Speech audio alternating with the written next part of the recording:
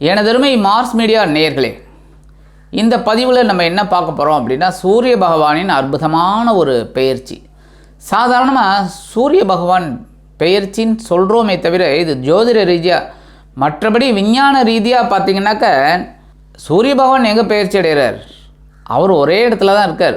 பூமி தன்னைத்தானே சுழல்றதுனால தான் இந்த பெயர்ச்சியெல்லாம் நம்ம சொல்கிறோம், ஏன்னா நம்ம பூமியில் இருக்கிறதுனால. அதனால் இந்த சூரிய பகவான் இதுவரைக்கும் தனுசு ராசியில் இருக்கார். இருந்து ஓரளவுக்கு நமக்கு அனுகூலமான பலன்களை சில ராசிகளுக்கு கொடுத்தார், சில ராசிகளுக்கு சில எச்சரிக்கைகள்லாம் கொடுத்தார்.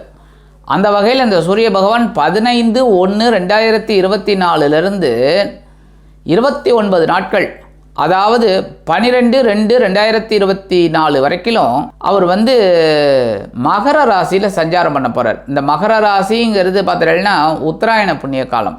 உத்தராயணம் அப்படின்னாலே ரொம்ப அற்புதமானது. ஏன்னா தேவர்களுக்கெல்லாம் இது பகல் பொழுது, தட்சிணாயணம் இரவு பொழுது.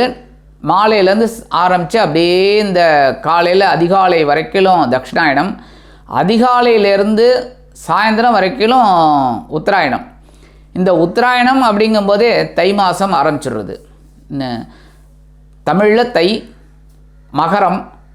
அதே சமயம் இங்கிலீஷில் பார்த்திங்கன்னா ஜனவரி 15 ஆரம்பிக்கிறது 2024. அதனால தான் இந்த சூரிய பகவானை வரவேற்கணும் அப்படிங்கிறதுக்காக தான் இந்த பொங்கல் விழா கொண்டாடுறோம்.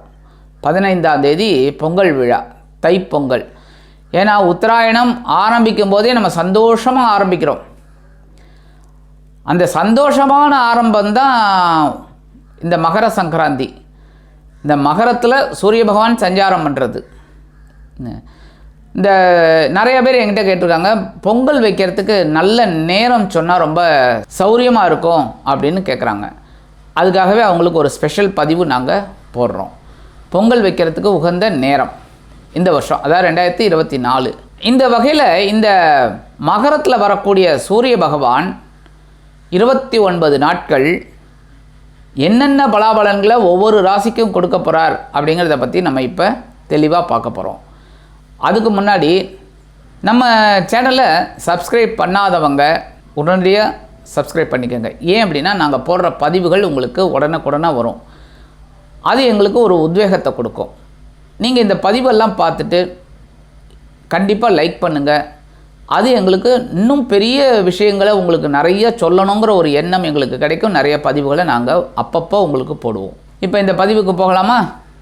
எனதருமை விருச்சிக ராசி நேயர்களே, இன்றைக்கி இந்த பதிவில் நம்ம என்ன பார்க்க போகிறோம் அப்படின்னா, சூரிய பகவானின் பெயர்ச்சி. இந்த சூரிய பகவான் உங்களுக்கு யாருன்னு பார்த்திங்கன்னா ஜீவனாதிபதி. ஜீவனாதிபதி அப்படின்னாலே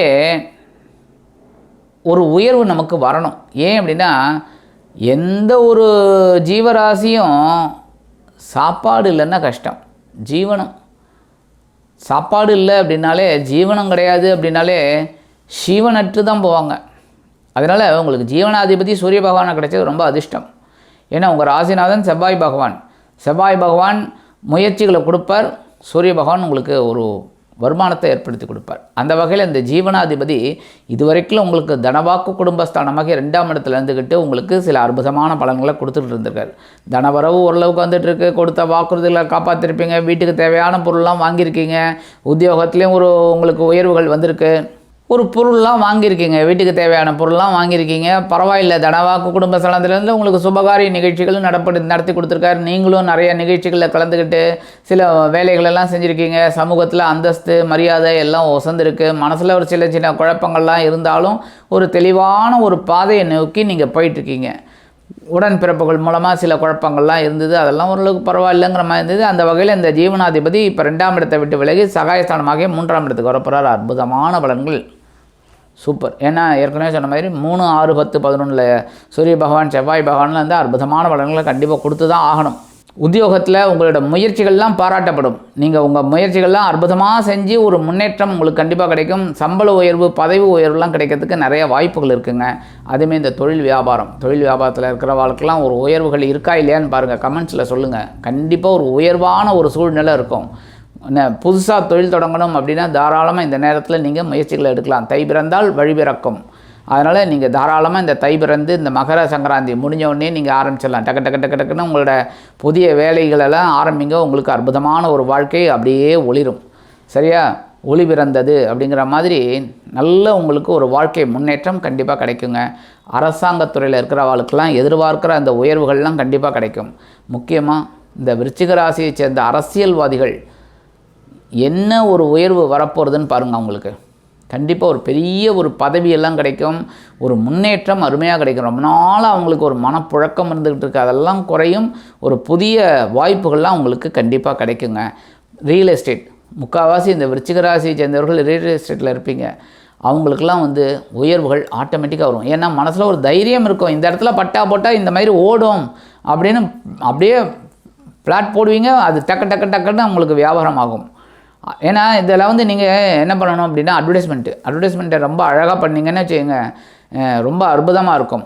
முன்னேற்றங்கள் கண்டிப்பாக உங்களுக்கு கிடைக்கும். அதேமாதிரி பங்குச்சந்தையில் இருக்கிறவெல்லாம் கொஞ்சம் அப்படி இப்படி பார்த்துட்டு இன்வெஸ்ட்மெண்ட் பண்ணணும்.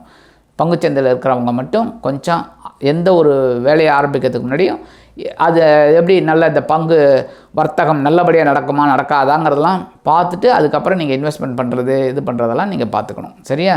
அதேமாதிரி இந்த சகாயஸ்தானம் அப்படின்னாலே என்னென்னா உடன்பிறப்பு ஸ்தானம். உடன்பிறப்புகள் இப்போ அனுகூலமாக இருக்கக்கூடிய ஒரு வாய்ப்புகள் உங்களுக்கு இருக்குது. உடன்பிறப்புகளின் திருமண நிகழ்ச்சிகள் இல்லைன்னா அவங்க வீட்டில் விசேஷங்கள் இதிலெல்லாம் நீங்கள் கலந்துக்கிட்டு அவங்களுக்கு வேண்டிய உதவிகளெல்லாம் செய்வீங்க. மனசில் ஒரு தைரியம் கண்டிப்பாக உங்களுக்கு இருக்கும். உத்தியோகத்தில் கண்டிப்பாக தன்னம்பிக்கை கூடும். ஒவ்வொரு வேலைகளையும் சிரத்தையோடு செய்வீங்க. அது முன்னேற்றம் கண்டிப்பாக கிடைக்கும். முதல்ல தைரியம் இருந்தாலே போதும், எல்லா வேலைகளும் ஆட்டோமேட்டிக்காக டக்கு டக்குன்னு முடியும். சரி, 7ஆம் பார்வையாக அவர் எங்கே பார்க்குறாருன்னு பார்த்தீங்கன்னா அற்புதமாக பாக்கியஸ்தானத்தை பார்க்குறார். 9ஆம் இடத்தை பார்க்குறது ரொம்ப விசேஷம். தந்தை வழி உறவுகள் அனுகூலமாக இருப்பாங்க. தந்தையாரின் மூலம் நீங்கள் எதிர்பார்த்த ஒரு முன்னேற்றம் உங்களுக்கு கண்டிப்பாக கிடைக்கும். சில பேருக்கு பார்த்திங்கன்னா வீடு மனை வாகனம் இதெல்லாம் வாங்கக்கூடிய ஒரு வாய்ப்புகள் கண்டிப்பாக இருக்குங்க. பூர்வீக சொத்துக்கள் ஓரளவுக்கு உங்களுக்கு வரத்துக்கு நிறைய வாய்ப்புகள் இருக்குங்க. இந்த நேரத்தில் நீங்கள் எடுக்கிற பயண வாய்ப்புகள்லாம் உங்களுக்கு ரொம்ப அற்புதமாக இருக்கும்.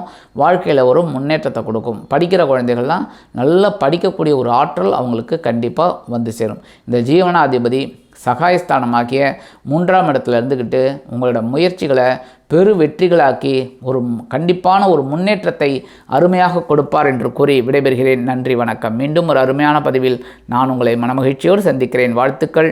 வாழ்க வளமுடன். இந்த சேனல் உங்களுக்கு பிடிச்சிருந்தா மறக்காம சப்ஸ்கிரைப் பண்ணுங்க, ஷேர் பண்ணுங்க, லைக் பண்ணுங்க, கமெண்ட் பண்ணுங்க.